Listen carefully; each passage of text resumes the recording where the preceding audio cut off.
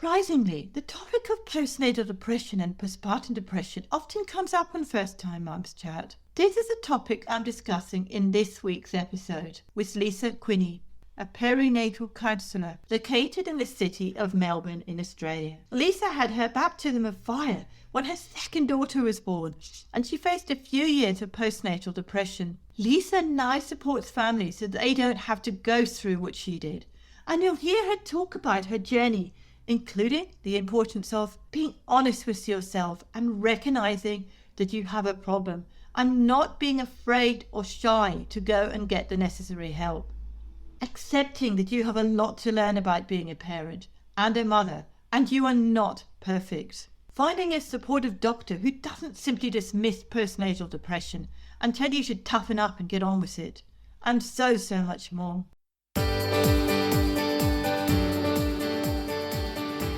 I'm Helen Thompson, and welcome to First Time Mums Chat. I'm a childcare educator and baby massage instructor. I know that being a parent for the first time is challenging and changes your life in every way imaginable.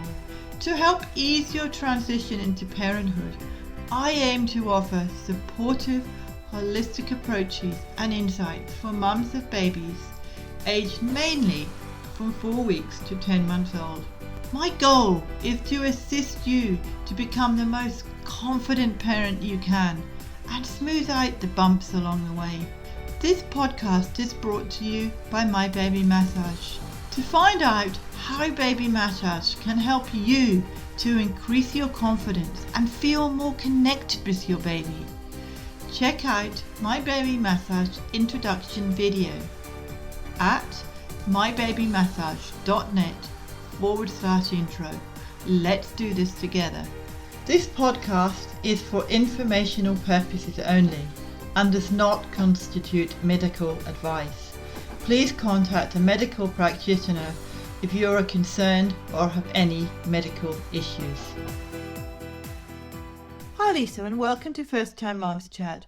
I'm delighted to have you here, and I'm looking forward to hearing about your postnatal journey and how it led you to the work you do, helping families in the early parenting stages. Can you start by telling us about you and your background? Hey, thanks, Helen, for having me. I'm really excited to have this chat with you today. So my name's Lisa Quinney, and I live in Geelong in Victoria, in Australia. And I'm a perinatal counsellor. So I speak with women who are either pregnant or have had their babies in the first 12 months. But even after that, I am very open to support mums in their parenthood journey. I have had postnatal depression myself after the second birth.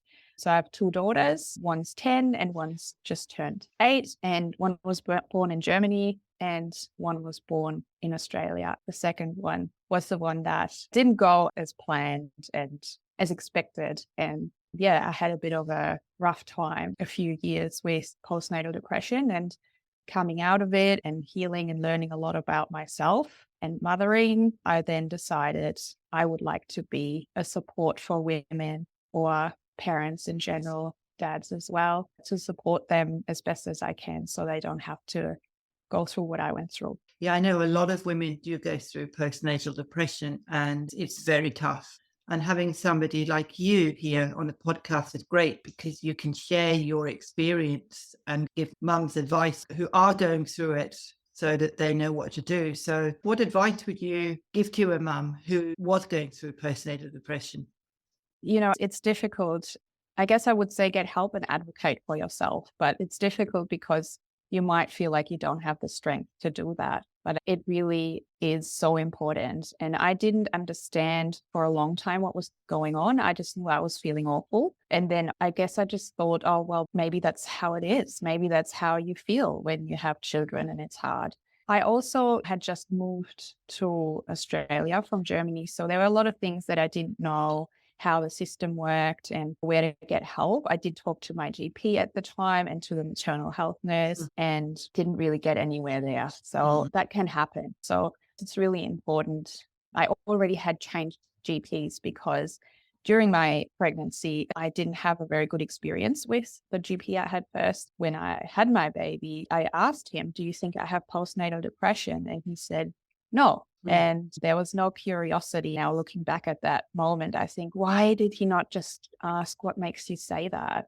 What's going on? I think there needs to be a lot more awareness in that space. The people who are supporting us in that space, they need to be more aware of the signs and what does it look like. I think he probably just expected me to be a complete mess, like maybe rocking up in my pajamas and like rings under my eyes. But because I looked put together enough while not being in absolute crisis, he just dismissed it, which is not helpful at all. So I wish especially GPs in that space would know more about what to look out for. Yeah, I've heard a lot of mums say that about GPs. The medical profession has its place, but I'm a great believer in natural therapies and trying to work out ways to help. From your experience and experience I've had myself with GPs, I just don't think they really care too much. It's a bit tricky. Yeah, I can totally see what you're saying, because I thought a lot about that. And I think that the system is really not helpful. It's not set up for anyone to do a good job in that space. I have spoken with midwives, I've spoken with nurses. They are so passionate about what they do and they really want to support, but they just don't have the time. So it's really tough. Some of the midwives are so angry that I've spoken to because they want to be there, but they just don't have the time. So there's a few things there. So GPs might not have the knowledge, like what I said before, that maybe don't know. Then the second thing is they probably don't have the time to actually attune to the people they are seeing. If it was a more nurturing space and they could actually look you in the eye and take a breath and attune to what is going on in that moment, they might be more caring. If they had that, but they don't have that. And after all these years now, I have found a beautiful GP, the mother herself. So maybe that helped as well. But I can see how hard she's working in that 10 minutes, or how much do they get? How much time do they get? Or maybe 10 minutes per patient. I can see how hard her brain's working and how it's so intense for her to try and do a good job. Yeah. And to be really listening to what I'm saying and what I need. And so it is possible, but it's hard. And I think a lot of GPs might just do what's absolutely necessary, and then a lot of it gets missed. Yeah, just to get a perspective for the listeners from Australia to Germany, because obviously you haven't had experience in the States. Would you say that the GPs in Germany were a bit more understanding than the GPs that you've experienced in Australia? I would say it's probably very similar, to be really honest with you. I do think that the resources in the hospital that the nurses and midwives have, that might have changed in the last 10 years. I don't know. Yeah. When I had my first child there, I felt they were well resourced and had time, and they could really create a nurturing space for me to give birth. For example, my waters had broken. I went into hospital and the contractions weren't strong enough yet, but they didn't send me home or anything. I was allowed to be there. And then they did some acupuncture. So I have a photo of me being monitored and having needles in my head and my hands and just sitting there waiting. And that was nice. And I had a water birth there and they were just so helpful. It was really good as well, because I was a first-time mum then. I had no idea and I hadn't slept in 3 days. So what happened was Tilly, my daughter, thrown up a lot of the water and she was wet.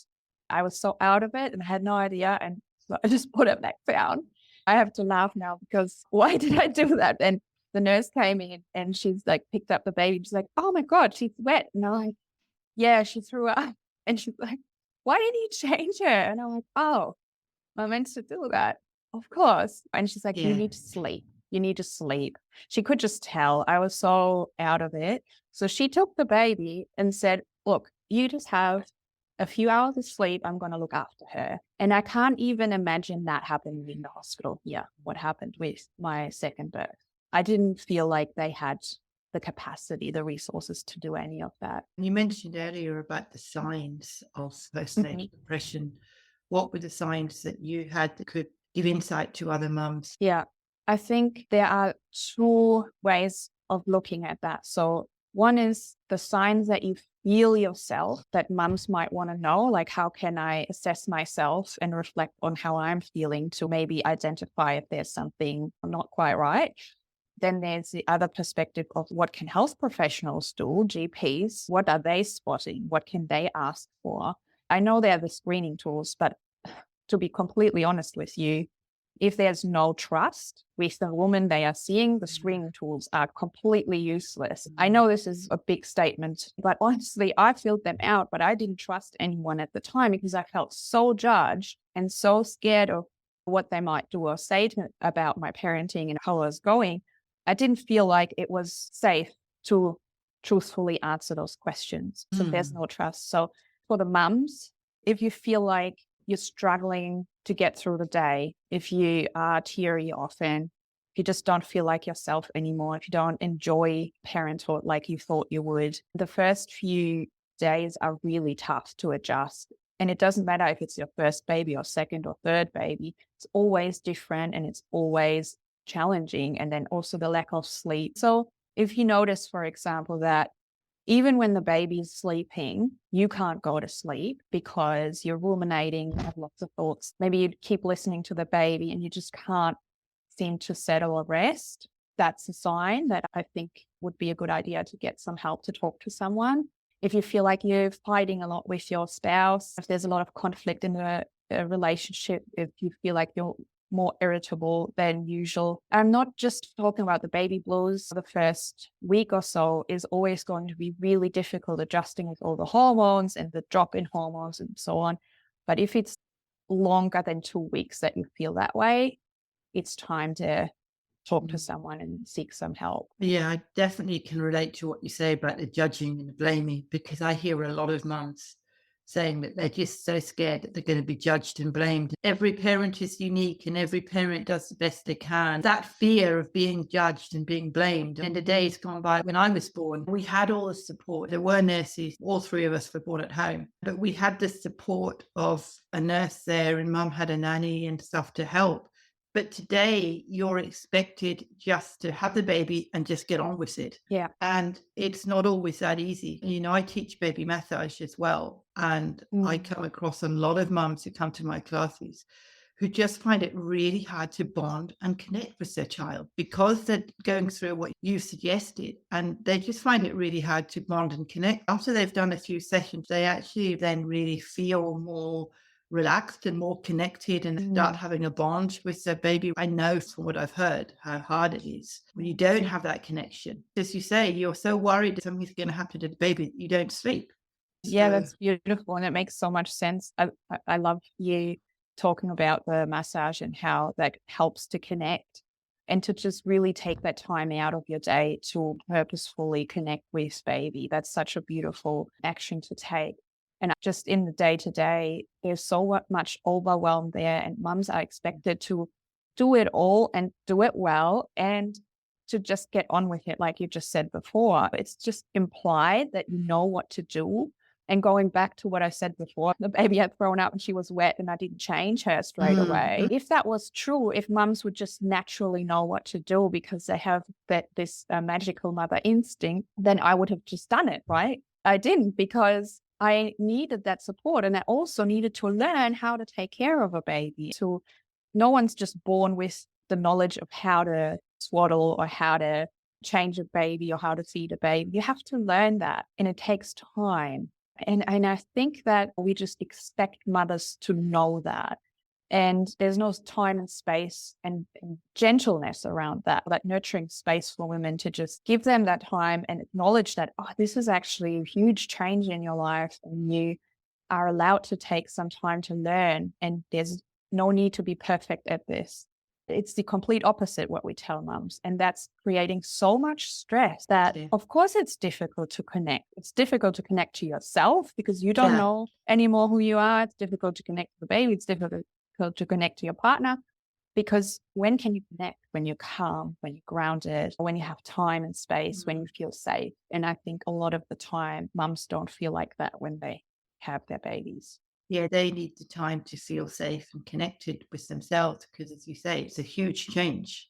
Yeah. And the babies that Yeah. definitely don't come with instruction manuals. And every baby is different and every mum's different. So your experience with your baby might be different from somebody else's experience with the baby. I think a lot of people think it's easy. Parenting is fun, it's challenging, it's stressful, it's pleasurable, all those things. But you've also got that overwhelm that you mentioned before. Yeah. And I would love to just maybe go back to what I touched on before about what GPs or health professionals should look out for. And I think that the signs are very, very subtle because mums don't feel like they can speak openly about the struggles. It's expected that they get on with it, that they do it perfectly, and they just know what to do and how to do it, and that they're happy about it because they have a happy, healthy baby. So there's nothing to worry about. There's nothing to complain about. And because it's not okay to talk about the struggles, and everyone in playgroups and mother groups, I don't know. I had never had a group where I felt like people were actually really honest and vulnerable. And I know a lot of mums have that, which is awesome. If you don't have that, you might not feel like you can openly talk about it. So mums are very good at pretending everything is fine. They're also really good. They are worried about if I was really telling my GP how I was feeling, they might take my baby away. That's a very common fear. And I also felt that. I thought, oh my God, if I tell them how much I'm struggling, they might take her away, which is probably an irrational fear, but all fears are often irrational. That one is just really, really common in mums to have that. So what GPs can do is if a mum only subtly, very just small doubts, like if there's any clues that she might not 100% love it, because that's what they were trying to show everyone, that's when they should get really curious. Very subtle clues to look out for, like, how are you sleeping? A lot of the time, they just focus on the baby. And when they do focus on mum, it's usually very quick and it's the screening tool. They've done it, they ticked it off. It's really important to pay very close attention to what language she's using, how she's talking about the baby, how she's talking about motherhood, and how she's talking about adjusting. If there's not 100% all raving reviews about it, get curious, because that's enough to dig deeper and make sure to create a safe space for her to be more open and open up more. Because, we have to be really gentle with those mums. And supportive to them as well. Because if they're fearing that the baby's going to be taken away from them, that's the last thing you want, because that'll put them more down into depression. That must be tough. That they don't feel trusted. They don't feel that they can talk to somebody. And what about the partner side? That must be a tough one too, because you mentioned earlier about talking to your partner. They have got to see that something's going on and to help you to step in. But sometimes your partner might not see that. Yeah. And so for me personally, my husband said to me, I think you have postnatal depression. And I was just like, no, I don't. This is hard. And I have every right to feel the way that I'm feeling. I'm overwhelmed. The baby, she was unwell. She had silent reflux. So she was screaming all the time and I couldn't settle her. And we didn't know that she was unwell for a while. So she was just screaming and I couldn't settle her. So I felt like this is the second time I'm doing this and I can't calm my own baby down. I'm terrible mum for not being able to do this. A lot of self-blame and a lot of criticism that I was doing to myself. And often when there is a diagnosis in the room or there's a suspected illness or an issue, we don't want to look at it because it's scary. So what I did was just try to push it away, because for me, it was like, no, I spoke to the GP and he said, I don't have it. And so I just soldiered on for a long time without the support. I wish I could go back in time and just tell myself, you need to keep looking for support. I did call a center that look after women in that space, and they didn't have capacity to take me on for another 6 weeks or so. I said to my husband, in 6 weeks, I don't know who is going to be still alive. It's either the baby or me, but we're not going to make it. That's how bad it was. I was in real crisis. And so that was tough. And it's really hard because dads, they go to work, they're gone all day, and then they come home and they're tired, and then often they get the babies thrown at them. I need a break. And they're like, oh my God, I just drove an hour and a half to get back home. I'm so exhausted and now I have to do this. It's so hard for the couple to get through that because often they feel like they're both drowning and they don't have that village that everyone's talking about. They just have to do it on their own. We had a lot of fights because there was a competition going on. Who's got it worse? And it's so silly. Who's suffering the most? And now I can laugh at that, but I feel for us both in that time because both of us just needed to be heard and seen and understood in our struggles, but neither of us had the capacity to do that for the other one. That makes sense. It does make sense. And you had a little girl to look after as well. Yes. So I admire you for going through that and getting through it. I always say that mums do the best they can. Every mum is special. And I think that's a really important thing to say. A lot of mums feel, you felt, that they're a bad mum, they're not coping. And no, they're not coping, but it doesn't mean that you're a bad mum. It just means that you need that support and you need that help. That's where the fear comes in, that people think, oh, you're a bad mum because you're not doing this and you're not doing that. You're not coping. But you are coping, but you just need that extra support. Yeah. And I think that's where doulas are good too. Like everything you said, 100% agree with you. They also have that warmth and that nurturing attitude. They come into your house and they're there to support you. You might be feeding your baby and they give you a massage, which is so amazing. I think mothers do so much mothering and caring and nurturing, and they're so attuned to what everyone else needs, the toddler, the baby, the partner, and they're trying to please everyone and do it all. But then who's looking after mum? Mums need to be held as well. Yes. Who's filling my cup? And often that comes last. I think having a doula, especially in that postnatal period, it's such a wonderful thing to do. I didn't have that. And probably if I even had known about doulas back then and that they were available, I needed it, but I didn't think that I was worth spending the money on.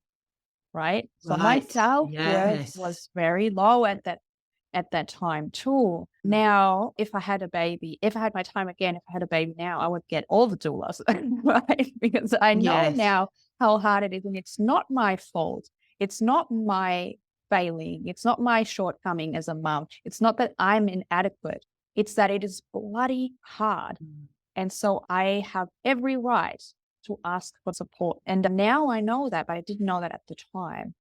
But it's also knowing that you have postnatal depression, because some mums may not know that they're actually suffering and they're actually going through it. And that makes it harder, because even if they know about the doulas and they know about all of these people that can come and help them, if they physically don't realize, or they just think it's normal to feel what they are, that can be an issue as well. They're going down a rabbit hole because they don't understand what they're going through. Yeah, and that's so true. I can see what you're saying. And it was really that for me as well. It took me a long time, several years, to get to a point where I thought, oh, hold on. Actually, I don't deserve to feel how I'm feeling all the time. And like I said, it had to do with that self-esteem and how I thought about myself. So it was a bit of a journey. So really, motherhood just completely unraveled me, broke me down, and then I put the pieces back together. It's like an onion completely peeled to the core. And I'm like, oh, okay, hold on. Now I have to reassess what is going on in my life and how am I feeling about this? Okay, I'm feeling awful most of the time. And that's actually not how life is supposed to be like. And I deserve to feel better. So what can I do about that? What has helped me to come to that realization was starting to do meditation. Once a month, I went to a sound healing meditation in a group. And that's where I just had this dedicated time just for me, where I just really tuned in to see how I'm feeling, what is going on for me, and just enjoy that sound bath and that time for myself and have that reflection and having beautiful, positive affirmations for myself. So slowly, I built myself up to come to that point where I just thought, no, I have to go and get more support, and I will read about it and I will find out what is going on. And then eventually, after 6 years, I got retrospectively diagnosed with postnatal depression. 6 years. I'm pleased to hear that you built yourself up. And I guess that's what brought you to do what you do now, because you've gone through it and you've come out the other side. You've got that knowledge to pass on to other mums. Does that make sense? Yeah. And it's now when I am with mums who are going through a tough time and they have their beautiful little baby. I love the babies. They're so wonderful. It gives me so much joy, and they love them so much to be there. And it's just in that space to be invited into that vulnerability. I feel so grateful for that. They are so strong. They're fighting so hard to be the mum they want to be. It's inspiring to see that. I feel so grateful to be doing this now. So I actually don't want to change anything, because I'm honestly grateful for what happened and what I went through, because it's giving me so much compassion and empathy for the people that I work with. It's also given you strengths as well. It's given you encouragement as well. You mentioned before to look after yourself, and I think it has given you that opportunity, but it's also given you the opportunity to have the strengths for yourself. It's given you that trust. It's given you that confidence. Yes, exactly.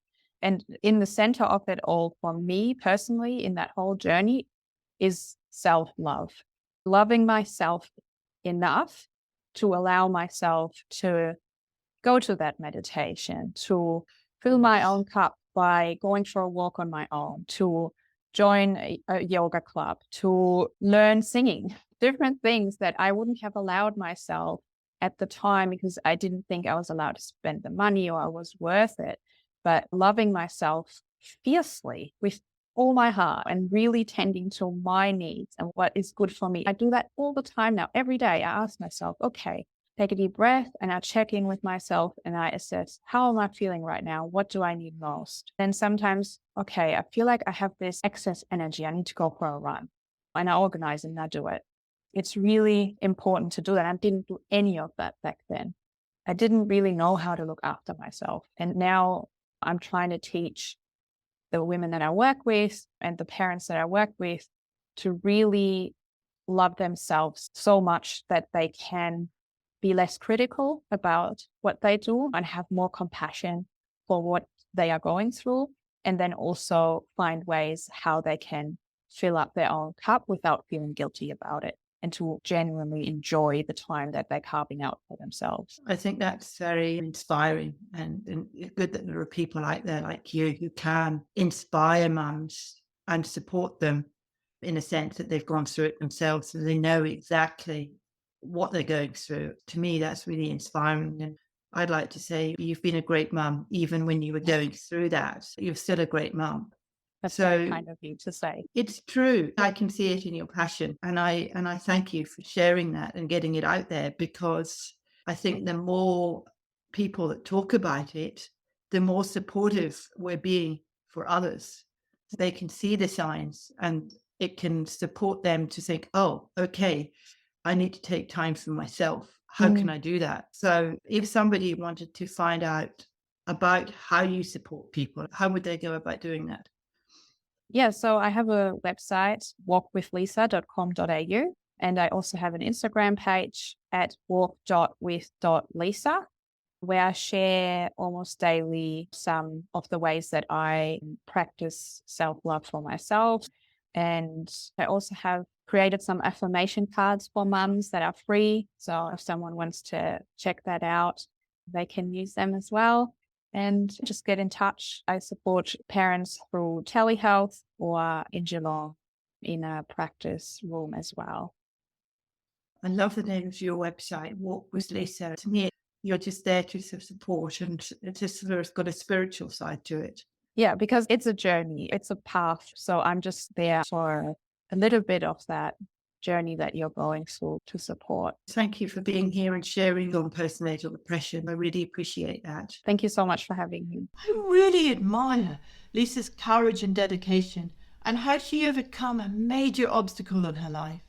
I highly recommend checking out her website and getting your free empowered mama affirmation cards. I've included links to these as well as Lisa's Instagram page and a number of previous First Time Mums Chat episodes relating to this topic in the show notes, which can be found at mybabymassage.net/podcast/145. Have you experienced postpartum or postnatal depression in your parenting journey? If so, I would like to hear about it. And anything you would like to share about your experiences, you can either send me an email to support@mybabymassage.net or alternatively, leave me a voicemail at mybabymassage.net/message. I share each episode on the First Time Mums Chat Instagram page, and you'll hear me chatting live with folks I've interviewed from time to time. Please support me by following me, and I look forward to meeting you during one of my lives. Next week, I'll be talking with academic language practitioner Sarah Schultz about how you communicate with your child through patterns and melodies and help develop the language. Be sure to listen to this episode when it comes out next week, and please subscribe to First Time Mums Chat via your favourite platform so that you can get quick and easy access to all our episodes when they are live.